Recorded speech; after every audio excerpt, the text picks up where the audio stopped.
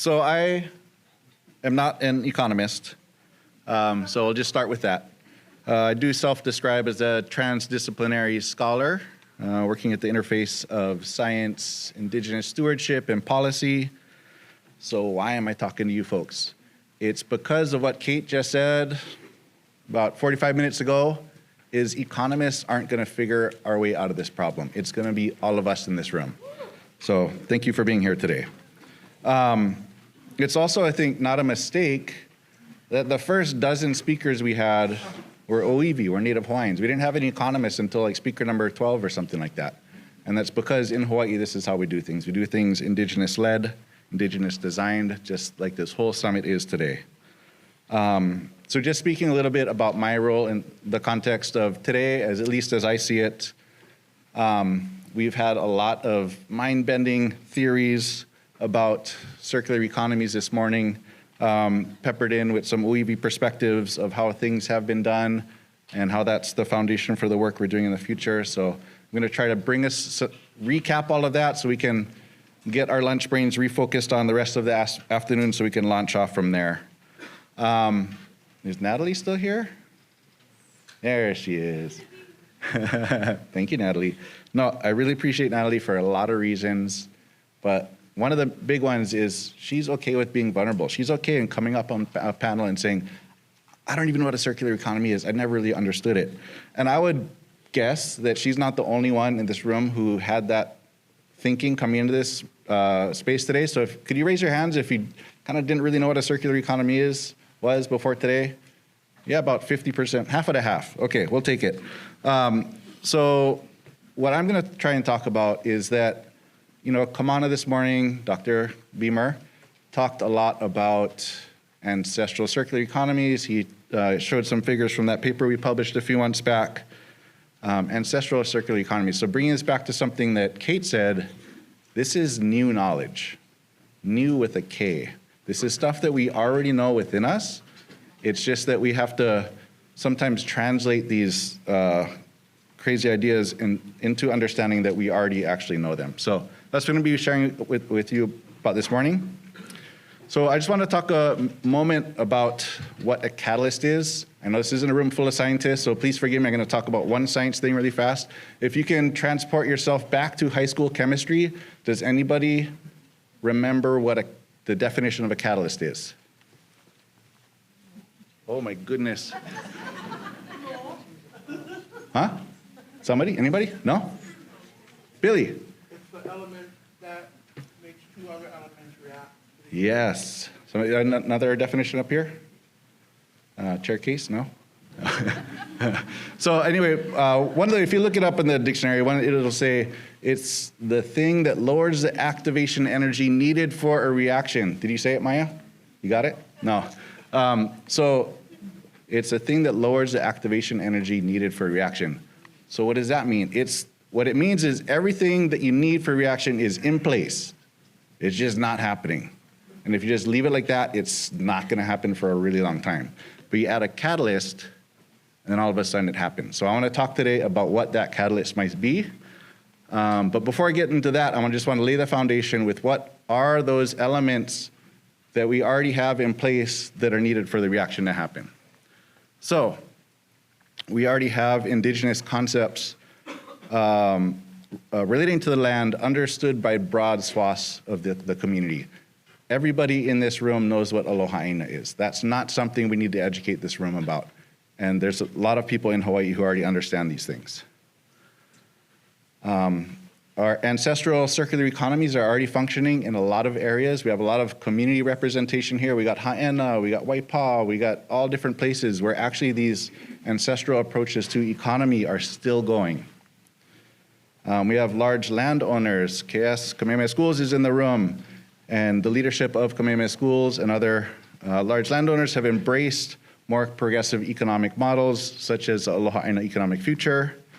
We have progressive government leaders. A lot of people would disagree, but if you look at the spectrum of what's happening in America right now, Hawaii is more on the progressive side of things. And we have a university that supports scholars and programs who are developing theory and practice about circular economy. So I'm going to go into each of these points a little bit deeper. Where's my clock? Okay. One more. So the concept of aina, we've talked about this a lot. We don't really need to, but just to kind of bring things back full circle, is circular by nature. So a few years back, we published a paper, Dr. Beamer was on that, Dr. Kurishima, co-authors on this. We talked about how everything revolves around aina. So Kapua Sproat this morning talked about how aloha aina is a value, and I very much agree with that, but when you leverage that value into practice, into action, it starts to become forms of indigenous agency. So what is indigenous agency? Indigenous agency is when indigenous people act on their rights to serve the best interests of themselves and the aina. And that's what aloha aina is. You love the land because it's your kupuna. And if your kupuna is sick, just like in your own house, if you're too sick, you're gonna take care of her. When the land is sick, we take care of the aina, that's malama aina. And hey, if your grandma was walking through Chinatown and some guy tried to run off with her purse, you'd protect your grandma, right? And that's what kia'i aina is. And so we talked about these forms of indigenous agency that all circle around the concept of aina. So this is the paper that Dr. Beamer touched on this morning, and where we coined the term ancestral circular economies. It's recognizing that our kupuna had economies. A lot of scholars have talked about Hawaiian economies as barter and trade. We would respectfully not agree with that. Other people have talked about it as a subsistence economy. We kind of talk in more detail in the paper how that's not really an accurate representation of the ancestral circular economies. But if you go back to the language, and we all know this, we've talked about it before, the relationship of wai and wai.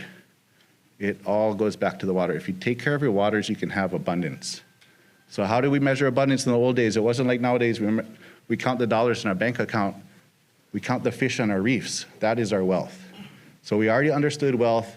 We understood investment. We understood how to make more to be wealthy. But it's all relating to the aina. It's all relating to the water. Our large landowners, as I said, Kamehameha Schools is in the room. Aloha Aina Economic Future. We didn't go in depth too much this morning on what that is. If you don't know, it's really connecting. It kind of came out of the whole pandemic era. We were saying this is our chance to rethink things. Let's create economic models that are based on our values. They came out with a whole matrix and a whole report, and Kamehameha Schools is supportive of this. So this is another important element in our reaction. Progressive government leaders. I'm not going to name names, but again, the University of Hawaii is supporting scholars like this handsome gentleman right here, who are really at the lead. Well, who's laughing? Used to be handsome. Used to be. Wow. But the University of Hawaii has scholars, like Kamana and others. There are people in this room who are professors who are helping to be at the leading edge of what this is and collaborating with amazing people like Kate, who looks like we're going to be working with in the future. And then also, this University of Hawaii supported program, the He'ia National Estuarine Research Reserve, which I am honored to be the director of, which is the university's first program to have an articulated goal of catalyzing a circular economy for the well-being of our community. And this circular economy needs to be values-based. And that's been the missing element so far in a lot of the theoretical discussions that have happened globally around circular economies. So another paper we published, Uncle Neil showed that beautiful triangle picture with all the lays around all the islands. There are a lot of amazing things happening. With some of our scholarship, we focused in on 3 of the communities that are really doing this, not just on the Mauka end or not just on the Makai end, but truly doing it from Mauka to Makai, from the top of the mountain out into the ocean. And these are 3 of those communities. So I'm going to focus in on He'eia on the island of Oahu. So this is where, a few years back, the community worked hard to get the designation of a National Estuarine Research Reserve. The National Estuarine Research Reserve System is a nationwide program that's funded by NOAA, National Oceanic and Atmospheric Administration. But every time there's one of these reserves, it's NOAA funding with a state partner. So our state partner in Hawaii is the University of Hawaii, so I'm hired as a university professor to administer this whole program, and it's in the community of He'eia. But this is Hawaii. We do things differently here. We don't do anything in conservation if we expect it to be successful without it being Native Hawaiian led. So this reserve was actually designated to the leadership of community-based organizations. Some of the people are here in the room, with Keli'i Kotubete from Paipai'oheia, Kane Koakukea Schultz from Kauko'iwi. We also have the Ko'olapoko Hawaiian Civic Club representing the kupuna of the community, other partners, DLNR, and so on and so forth. So all of these folks got together and said, hey, the federal government for however long it's been here has been leveraged to step our heads into the mud. Can we actually get this thing to lift rocks for us?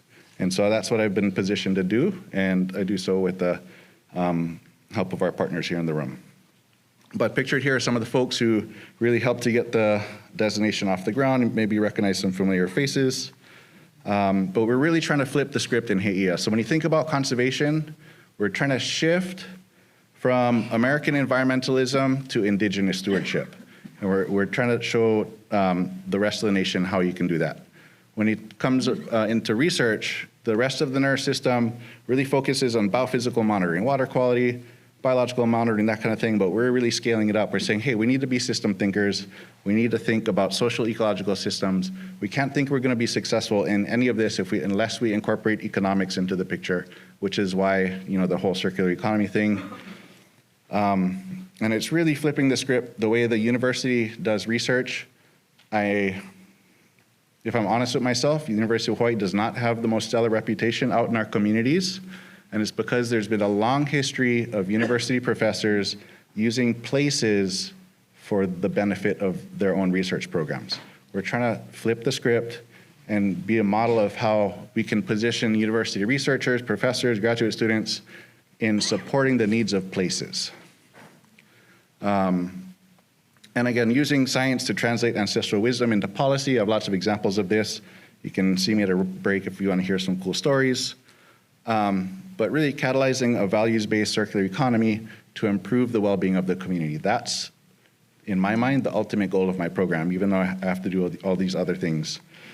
So putting the puzzle together. I'm not claiming that we're actually doing this yet, but we are at the stage where we're piecing together the puzzle.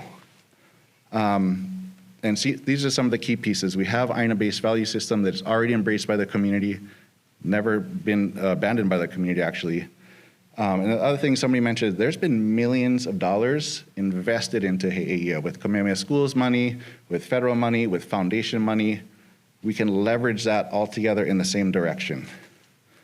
Co-developed research, again, we don't do research without really co-developing these research ideas with the community, including our economics, and connecting the dots within the Aloha Aina Economic Futures Framework, and that's really where we're at. So the opportunity before us. When Keli'i was up here earlier, he talked about when sometimes you gotta scratch the seed to get the tree to grow. You need a little bit of disturbance. Well, unfortunately, for better or worse, we have a lot of disturbance. Some of it's hitting now, more of it's gonna hit in the future, but this disturbance is wiping the slate clean for us. A lot of times when it's so hard to imagine, how do we break out of this system we're stuck into, but then climate change comes and the rain bomb in Ha'ena happens, or the fires in Lahaina happen. And so what's happening right now, we have some things that are reactive policy and planning, and some of it is proactive.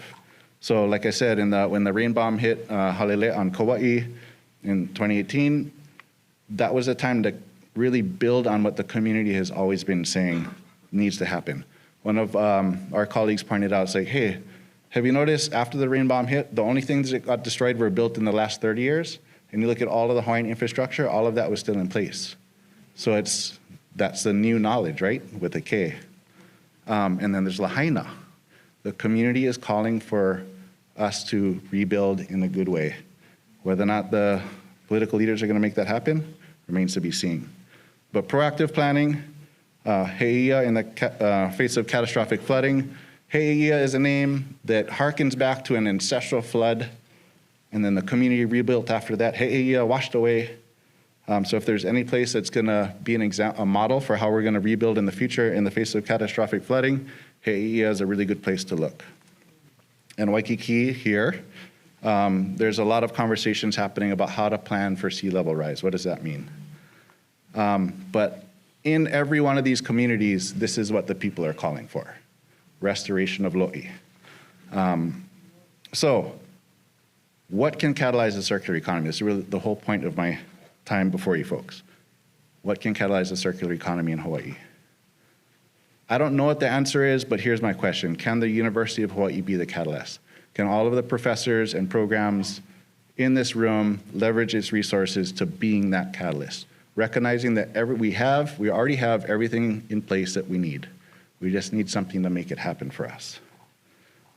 So if you look at how the National Estuarine Research Reserve positions itself in He'eia, can the University of Hawaii use that as a model of how it positions itself in Hawaii in order to support good things going on?